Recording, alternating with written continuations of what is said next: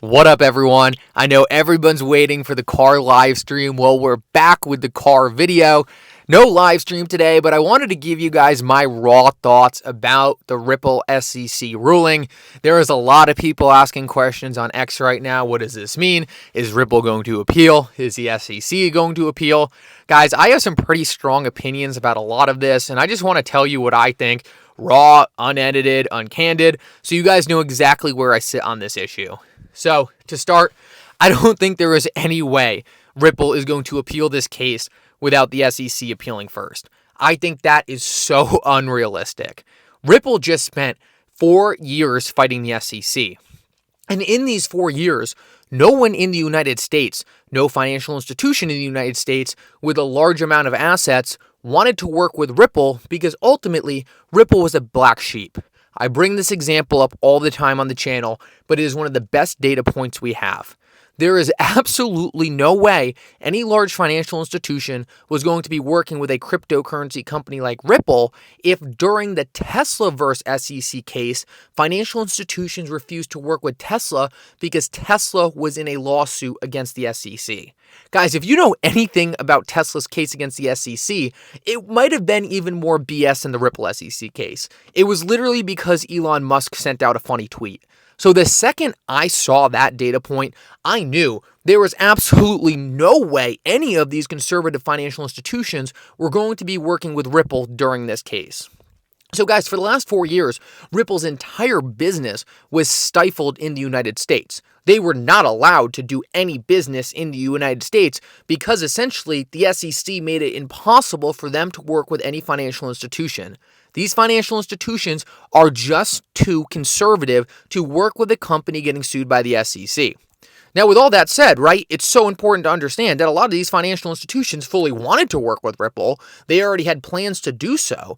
Ripple was working with Bank of America, Amex, all these different large institutions, but ultimately, they don't want to get on the SEC's bad side. The last thing they want to do is go through what Ripple is going through. So these institutions had to back off. And I don't think Ripple is going to refight the SEC, push off adoption even longer, simply so that they can try to get ODL or some of their products more clarity than they already have. Guys, I think Ripple is perfectly fine with the clarity the judge gave them. I talk about this all the time, but it's so important. Ripple is a nimble fintech company. They can change their products. They can quickly adapt to a ruling by Judge Torres. The SEC regulates in the past tense. Ripple builds in the future tense. And therefore, the SEC can say something Ripple is doing is illegal. The SEC can get a court to say Ripple needs to stop something. But that ruling has to be highly specific. As we saw in the Ripple SEC case, there was about 4 to 5 different conditions that had to be met for Ripple's offering to be deemed a security. So what Ripple can do is they can create a similar offering that doesn't check off those same exact boxes and say, okay, this specific offering we're putting forward now no longer violates the ruling in the case, and therefore it is now allowed, and therefore we can do business in the United States. Guys, I think this is the approach Ripple's going to take.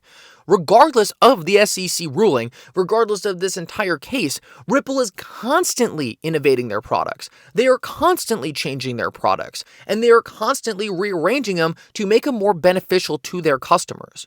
There is absolutely no reason Ripple can't look at the ruling, say, okay, we need to change our product in these 3 ways, and say, now we're doing them like this going forward. And let me just give you a couple examples.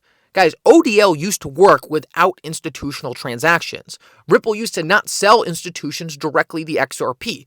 The institutions used to get the XRP from the open market. They can just go back to doing ODL this way. There is absolutely no reason these institutions necessarily have to get the XRP from Ripple.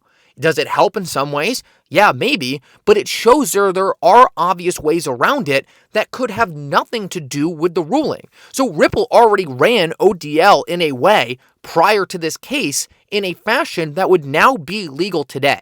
So there is absolutely ways around this. And the other thing that almost no one is talking about is no one ruled what Ripple was doing was necessarily illegal forever going into the future. They ruled that those were securities transactions and some of them need to be registered. Guys, Ripple could simply register some of these transactions with an exemption. They could go to the SEC and say, okay, we're registering this sale of XRP to this institution with this exemption, and boom, that sale is allowed. Now, is that going to be easy to do under Gary Gensler's SEC? Absolutely not. I don't think they're really going to mess with Gary Gensler's SEC much more. But we're going to have a new SEC pretty soon. We're going to have a new administration. And there's absolutely no reason why this new administration can't be pro-crypto, can't work with Ripple to register sales. At the end of the day, this is the holy grail of what the SEC should want. They want these institutions listening to the laws and not saying, okay, we're going to pack our bags and go somewhere else, but saying, okay, we'll figure out how to register with you so we can work compliantly. XRP is not a security, but some of Ripple's sales will need to be registered. There is no reason Ripple can't just register these sales and move forward with Judge Torres' ruling. I think this is what Ripple's going to do. If you saw the statement from Stuart Alderati and Brad Garlinghouse last night, they both said, this is clarity for us. We can move forward and make sure that we are now compliant. There was nothing they said about, oh, we're disappointed with this ruling. Oh, this creates problems with our product. In fact, Brad Garlinghouse was liking tweets specifically about the exemption I just mentioned. So I think Ripple is very happy with this ruling. I think Ripple knows, hey, we're not just going to run the same products we were running before. We're not going to stick with ODL 1.0. We'll just make ODL 2.0 and get around all the issues in Judge Torres' specific ruling. Guys, this is the thing that I think a lot of people are really sleeping on.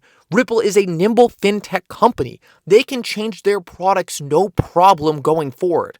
The SEC is stuck regulating in the past tense. They can only go after old products. The SEC could bring 10 more cases against Ripple, and Ripple can have 10 new products to get around the SEC's ruling. That is the biggest issue the SEC faces moving forward. Now, guys, that's all about whether or not Ripple will appeal, so I think that's an outstanding no. But will the SEC appeal? This is where I'm a little more questionable. If the SEC wants to be spiteful, if the SEC really just wants to hold Ripple back, then obviously appealing would be a solution. But guys, Jeremy Hogan has already commented on this. The Ripple SEC case is a bad case for the SEC. The SEC is setting bad precedent. The SEC already lost on XRP not being a security, and that can't be appealed. So the only thing the SEC really has left is to try to go after secondary transactions of the token. Now, they can try this, but it would be going against everything going through Congress right now and everything being ruled on in any other case. Could the SEC do this? Technically, yes. But guys, is this the case they want to pursue? Is the Ripple SEC case really the case they want to bring forward? Well, think about it. Ripple has the biggest legal team out there. They have one of the best cases for secondary transactions not being a security. And if the SEC loses on this front, this is going to get handed down to all their other cases. I don't think this is the case the SEC wants to bring to the Second Circuit. And not only that, but you also have to talk about the political motivations. The Democrats are trying to save face on the cryptocurrency front right now. Suing Ripple again or appealing this case is not going to be a good way to save face. In fact, it's going to show that nothing has really changed and the SEC is actually just as hostile as ever. Guys, there are companies the SEC can win against. Ripple is not one of them, and Ripple is also a really bad look. Why? Well, over the past couple weeks, Ripple has been meeting with all the Democratic politicians. Guys, do you think the Democratic politicians right now who are pro-crypto are happy with Gary Gensler? What do you think Brad Garlinghouse is telling them when he's going to meetings with them? He's showing them the wins they're getting in court. He's showing them that XRP is not a security. How pissed do you think these politicians are going to be if this is the case Gary Gensler wants to pursue? Is it possible? Absolutely. He could drag this all the way to the Supreme Court. But do I think it's likely? I actually don't. And Jeremy Hogan has already commented on this. Jeremy Hogan thinks there's a 60 to 70% chance that the SEC will not appeal. I tend to agree with him. That's about where I sit. The SEC acts illogically. They could very well do something that makes absolutely no sense simply to give the middle finger to Ripple. And if that happens, guys, it stinks. We'll have to wait longer. But guess what? Ripple's going to win. The SEC brought bad facts to this case, and one of the things we need to understand is the facts won't change. The SEC is stuck with the facts they brought the first time. They cannot change it. They are stuck with the case as it sits. And no matter what judge they show these facts to, I don't think they're going to be able to win on these bad facts. So guys, I'm not really worried about whether there's going to be an appeal and we're going to lose all the progress we made.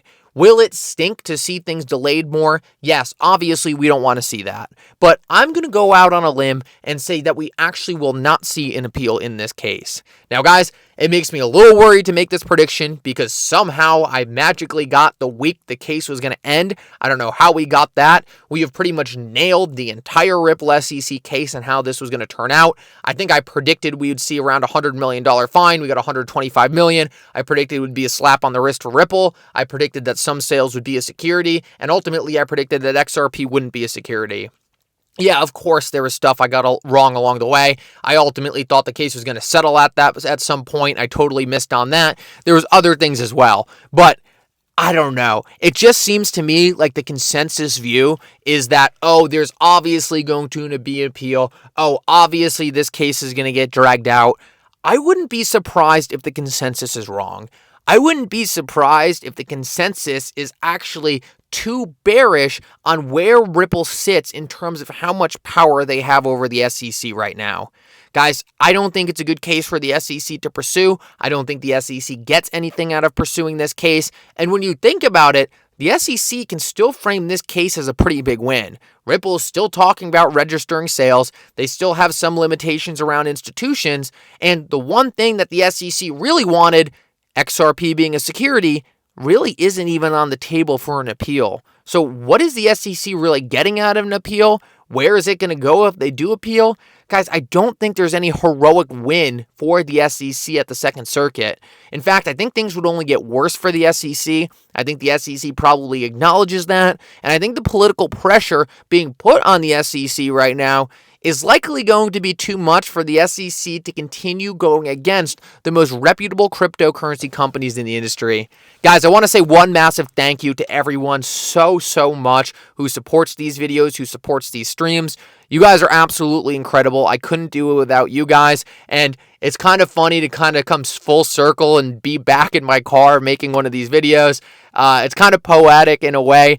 I know I started doing a lot of the live streams from work and going over the Ripple SEC case and talking about all the intricacies. It's so crazy to kind of be back where we started, back at this point where we're now not focused on regulators anymore and really pushing forward to what Ripple and XRP can achieve in the world. Guys, I pray to God this case is dead and gone and we get to move forward talking about utility. But we'll see what happens. You guys know I'll be there the entire time. Guys, thank you so much for everything you do for me. I'm so happy you guys appreciate these videos so much. And for now, Mikkel out.